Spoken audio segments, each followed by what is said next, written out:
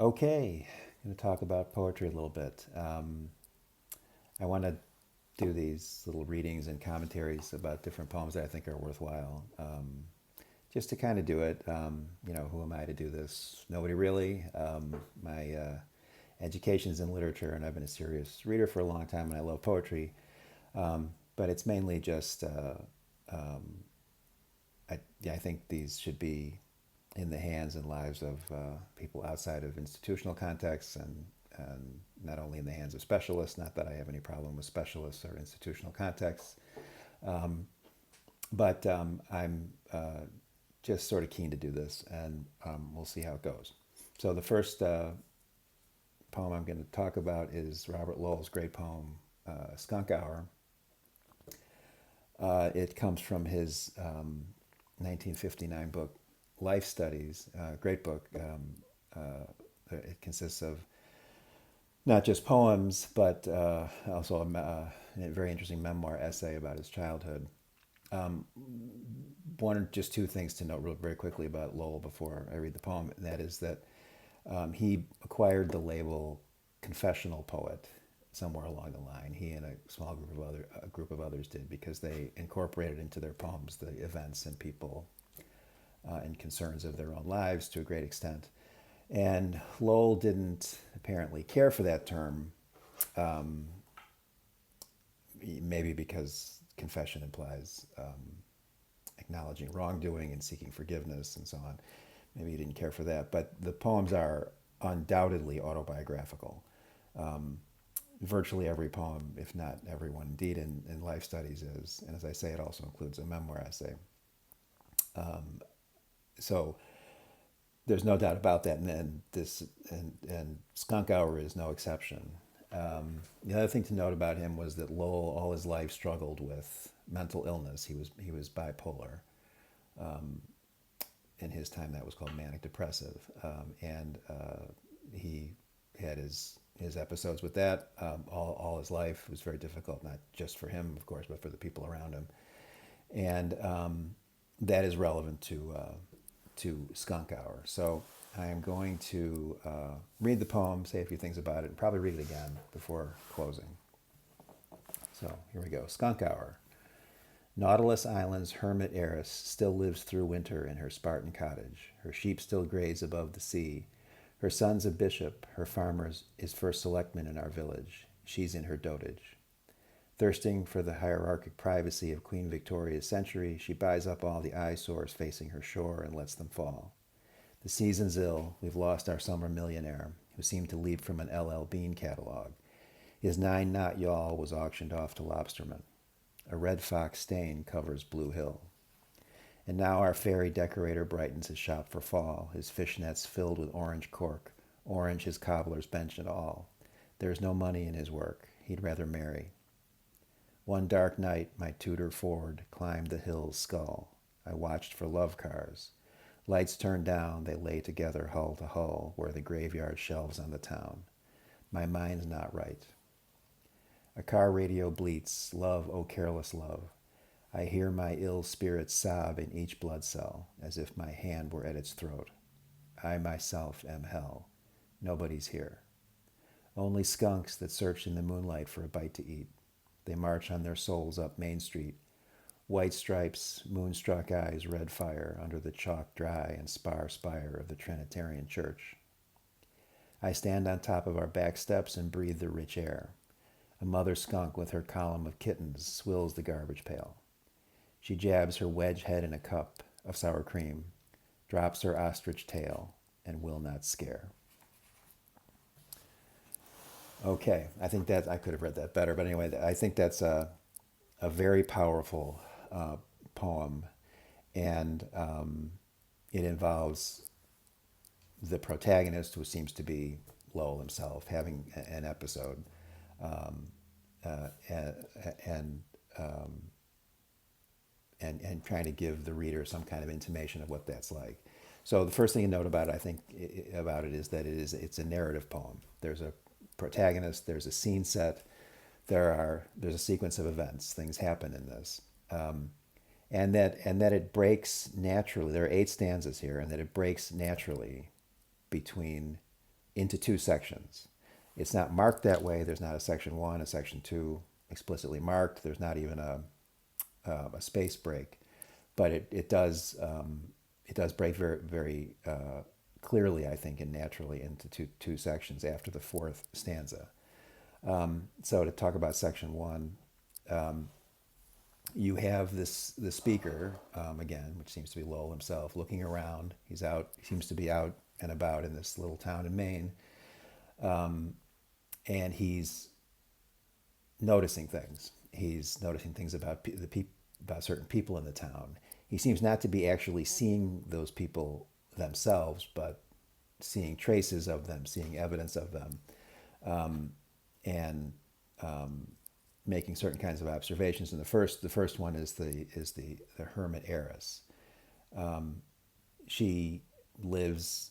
The thing about all three. First of all, the thing about all three of these figures that we meet, the hermit heiress, the summer millionaire, and the gay decorator, whom he calls a fairy decorator, which is a term most of us wouldn't use today, is that they all represent, it seems, some kind of alienation or separation or withdrawal or exclusion or rejection, maybe, of the in themselves. They all embody this kind of separation, and by some means and for some reason, from the implied life of the community around them. And the first is the hermit heiress. He calls her a hermit heiress. Obviously, hermit. That's a purposeful withdrawal from human contact in society. She's a person who lives physically outside of the town. She lives on one of the islands off the mainland. Of course, Maine is dotted with all kinds of little islands, and she so both physically she lives outside the town and is separated, and also she strives to live outside her own time. She yearns for the hierarchic privacy of Queen Victoria's century, that's to say the 19th century, and she guards her self-exclusion so jealously that she buys up all the properties on the mainland that face her island, so that, of course, no one else can buy them and inhabit them, and she leaves them empty and uncared for, and lets them fall apart, so that she can be free of all human contact. Then we hear that the season's ill because we've lost our summer millionaire. So there seems to be this rich guy who spends his summers there, and it seems to be the end of summer, getting into fall, so he's gone. But he's described as our summer millionaire, someone whom we've lost. And the season's ill. It seems there's cause and effect. It seems almost a cause and effect statement. The season's ill. Dash. We've lost our summer millionaire. And he seems like he's a seasonal presence, but he may not be coming back if his boat's being auctioned off to lobstermen. And then this line, a red fox stain covers Blue Hill. He just notes this about the environment in the town. Blue Hill is an actual hill that's in that area. And I think he's just kind of playing with the red and blue to suggest something not being what it seems, there being maybe a facade that conceals the true nature of something. It's not Blue Hill anymore, it's red because of this fox stain. And I wonder too if it's just the coloration, the change in color because, due to fall, and whether that would actually be a kind of, nice prospect to a different mind. Calling it a red fox stain is to put it in pretty negative terms, obviously stain, but also foxing is what happens to the pages of a book after a while. It turns brown and gets spotty. It's a kind of decay.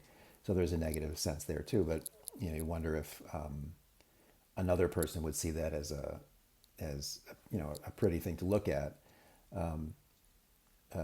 Perhaps so, but not our hero here. And then we come to the gay decorator. He's brightening his shop with all kinds of orange, adding all kinds of orange, the bright orange color to his display window, presumably. But he's alienated from his work. He is He doesn't like it. There's no money in it, and it says he'd rather marry. And with this person, and I think it's anticipated by this red fox stand covering Blue Hill, where something is not what it seems or is not itself. This idea, you do get this idea introduced here of self, of alienation from oneself, this kind of self division, because he's so alienated from what he does for a living. He dislikes it so much he would actually rather marry than continue it. And of course, marry a woman in 1959, we're a long way away from same sex marriage. So he would rather suppress and deny and in a way pervert his true nature than continue what he has to do to earn his daily bread. And so that note of self-division, which I think is anticipated by that last line of the previous stanza, red fox stand covers Blue Hill, itself anticipates what happens in section 2 of the poem, which begins now. That first section, the language and the tone and the atmosphere are comparatively light, it should be said. It's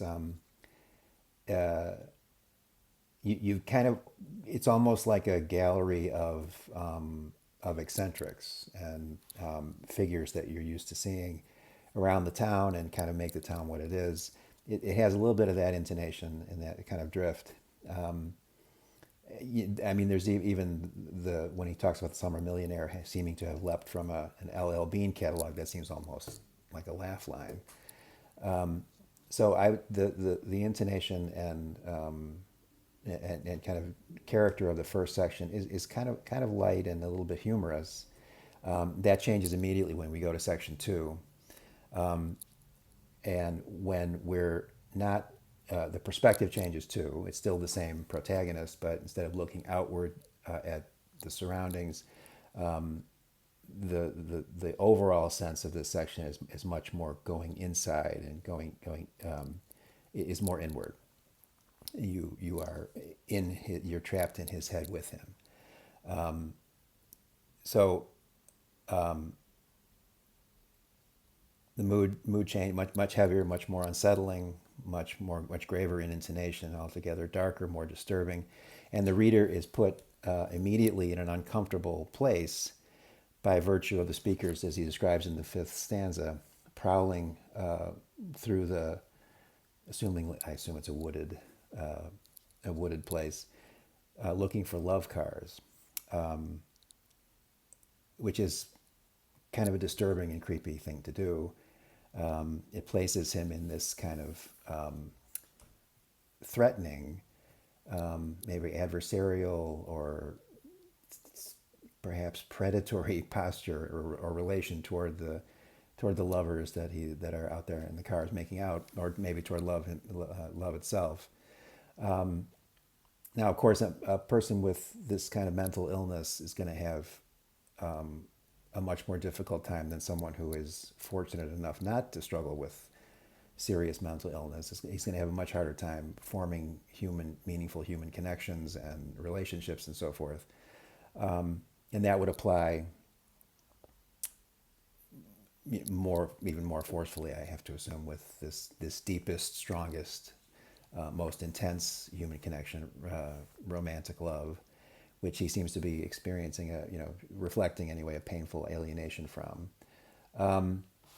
So he's, and again, you consider the language. One dark night, my Tudor Ford climbed the hill's skull. The hill he describes it as a skull. He watched for love cars, lights turned down, they lay together hull to hull, where the graveyard shelves on the town. So death and a kind of despairing kind of state of mind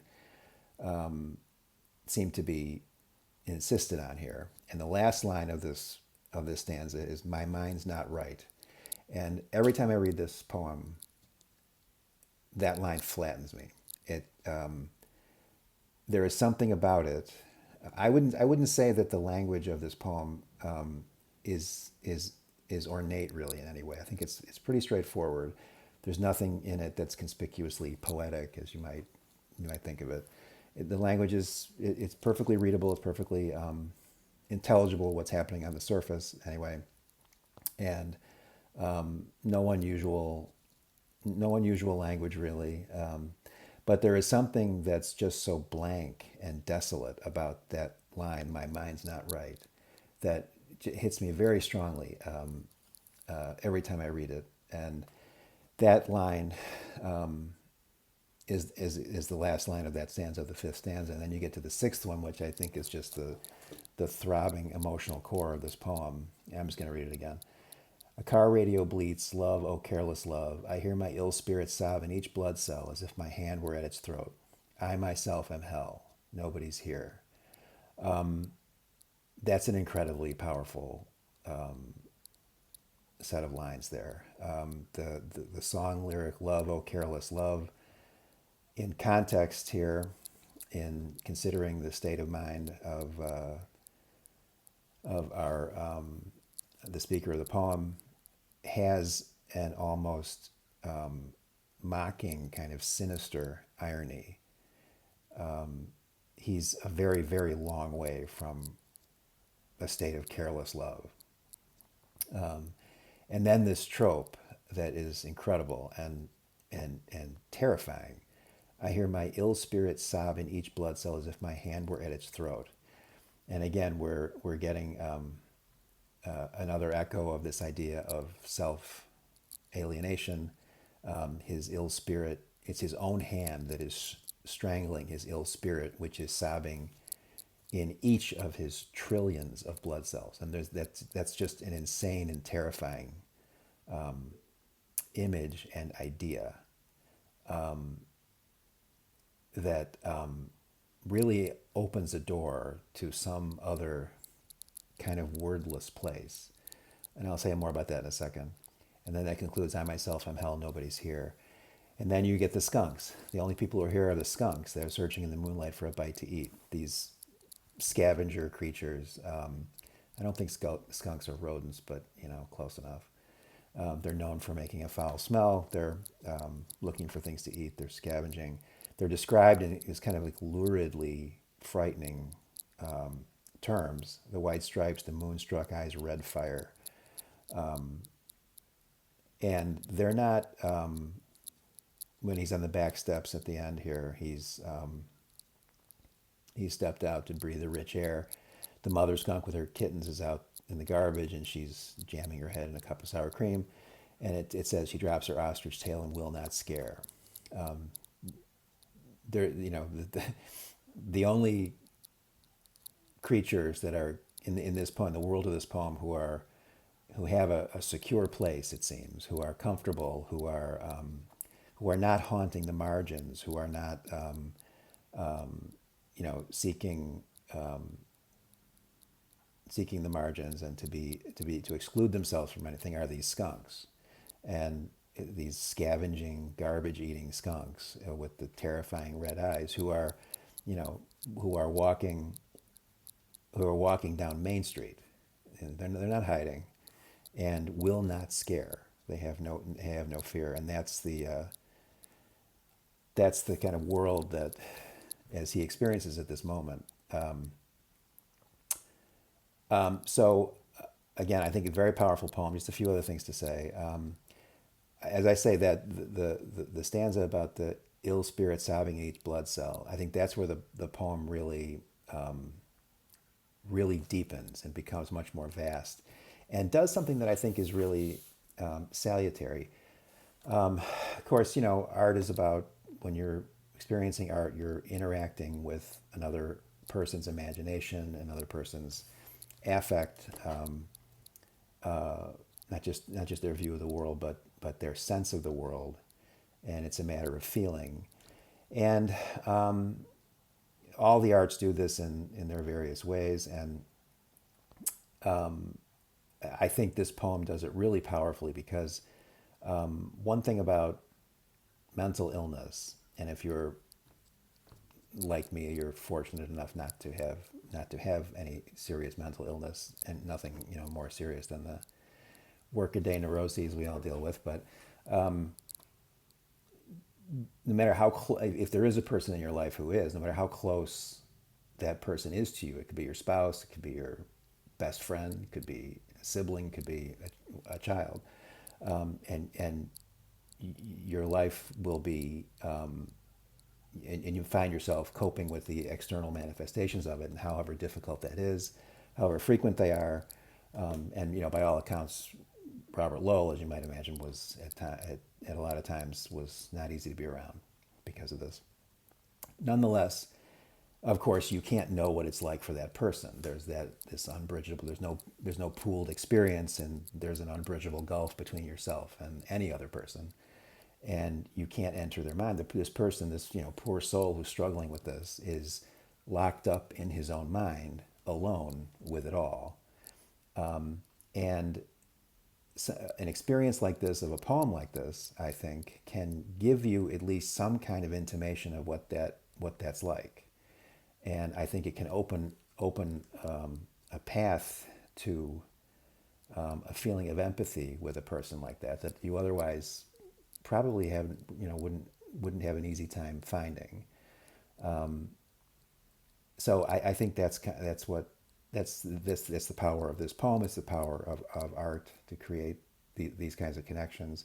Every once in a while, you hear something pops up in the news about a study or something that's done, or surveys maybe, and I have no idea how valid they are, how sound the methodologies are, but the conclusion that people draw is that people who read prose fiction, for example, and read prose fiction as distinct from consuming fictional stories by watching movies or streaming things, etc. Reading prose fiction, that on average those people are more empathetic than people who don't. And I have no idea if that's true, but it does make all kinds of intuitive sense to me that would be true. Because to take the example of a novel, the uncanny thing that can happen to you, that when you're reading a novel that's a really distinguished piece of work, or a masterpiece, one that really really moves you, is you have this feeling that you are moving up out of yourself and inhabiting the consciousness of another person in this kind of granular and sustained way. All the different arts have their different strengths and characteristic effects and so forth. And I would say prose fiction does that better than anything else. And I think poetry can do it too, and especially a narrative poem like this. And it does it within a smaller compass, but but it does something very much like this. And I would say that the reason I wanted to start with Skunk Hour here is that I think that it provides that service, you might say, that is one of the reasons that art is so important, and our arts of all kinds are so important. And it does it with not just by relating these events or showing you shining a light into some recess of human experience, but by the way that it uses the language to take you to some place where there really are no words. Of course, it can't be said that any art, and let's talk about poetry, does all is doing the same thing. But if you were forced to say that poetry, what the one thing is that poetry does, you could do a lot worse than say that it's, or what it's about. You could do a lot worse than say it's about what can't be said. If it's really strong, it creates an experience for you of the sublime, which means that it takes you to this kind of wordless place and gives you a feeling of awe. And a component of awe is fear. As you contemplate these deepest mysteries, the most insoluble opacities of what it is to be a human being, and you recognize your kind of impotence in the face of it all. That's the way the sublime has been defined since classical times, and there have been a number of authoritative statements and accounts of the sublime since then. And I think this poem really does that.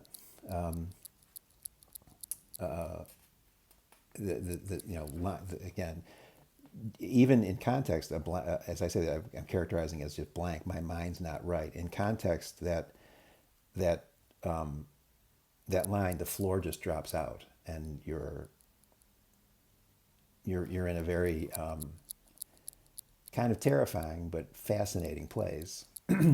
And the other thing about the poem that I like about the language is that all the stanzas have, let's say, the stanzas 2 through 8, each of them have 2 lines that rhyme. But in the first stanza, there's 3 words that are near rhymes: cottage, village, and dotage. But the others have, and they're all like 6. There's 6 lines, and there's two lines that rhyme. So there's all and fall, ill and hill, fall and all, night and right, etc. But the way that the poem is structured, the way that the lines are broken, you almost wouldn't notice it if you're just hearing it. Even if you're reading on the page, you may not. But you almost wouldn't. It affects how it sounds to you, but it's very possible you wouldn't notice it. But it sort of works in the context of the poem because and I have no idea if Lowell intended this or not, but and I don't much care whether he intended it or not, because I think but it does this. You have this, rhyme adds balance and symmetry and equilibrium when it's very noticeable. When the last word of the line that rhyme, when they complete a thought and you really notice them. The reason you don't is because the line, there's enjambment here where the lines are broken before a complete thought or a complete phrase is made, and the rhyming word at the end of the line doesn't receive the rhythmic emphasis that it might otherwise. But it is still going to affect the way it sounds to you overall. And so you have this attempt to these little slight upswells in attempting to create balance and order and equilibrium that then are overwhelmed by the momentum of the poem overall. It's kind of this undertone pulse rather than something you really notice. And I think that works very well with what's going on here in this poem. So anyway, I'm going to stop. Bearing all that in mind, I'm going to read the poem again and then close it out. Skunk Hour. Nautilus Island's hermit heiress still lives through winter in her Spartan cottage. Her sheep still graze above the sea. Her son's a bishop. Her farmer is first selectman in our village. She's in her dotage. Thirsting for the hierarchic privacy of Queen Victoria's century, she buys up all the eyesores facing her shore and lets them fall. The season's ill. We've lost our summer millionaire who seemed to leap from an LL Bean catalogue. His 9-knot yawl was auctioned off to lobstermen. A red fox stain covers Blue Hill. And now our fairy decorator brightens his shop for fall, his fishnets filled with orange cork, orange his cobbler's bench and all. There's no money in his work, he'd rather marry. One dark night, my Tudor Ford climbed the hill's skull. I watched for love cars. Lights turned down, they lay together hull to hull where the graveyard shelves on the town. My mind's not right. A car radio bleats, love, oh careless love. I hear my ill spirit, sob in each blood cell, as if my hand were at its throat. I myself am hell. Nobody's here. Only skunks that search in the moonlight for a bite to eat. They march on their souls up Main Street, white stripes, moonstruck eyes, red fire, under the chalk-dry and spire of the Trinitarian Church. I stand on top of our back steps and breathe the rich air. A mother skunk with her column of kittens swills the garbage pail. She jabs her wedge head in a cup of sour cream, drops her ostrich tail, and will not scare. So the text of the poem, I'll put a link to it in from poetry.org, so you can check that out if you want to. Okay? Bye.